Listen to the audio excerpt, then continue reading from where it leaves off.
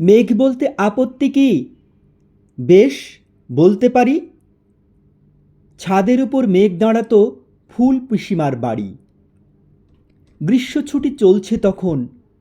তখন মানে কবে?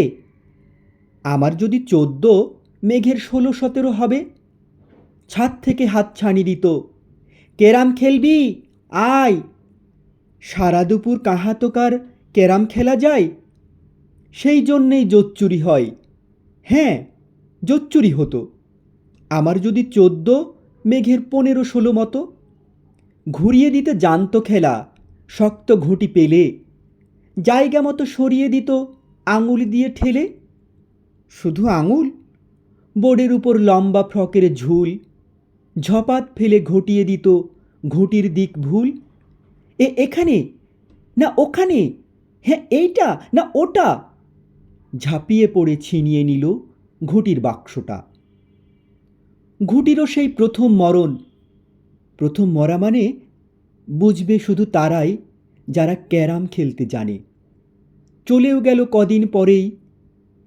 মেঘ যেমন যায়, কাঠ ফাটারও দাঁড়িয়ে পড়ল মেঘের জায়গায়।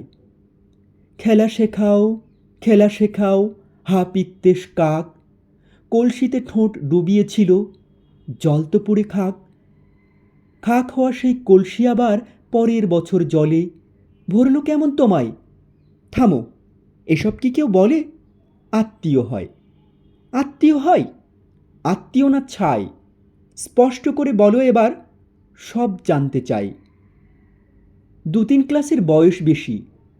গ্রীষ্ম ছুটি হলে ঘুরেও গেছে 2-3 বছর, এই জানে সকলে। আজকে দগ্ধ গ্রীষ্ম আমার, তোমায় বলতে পারি।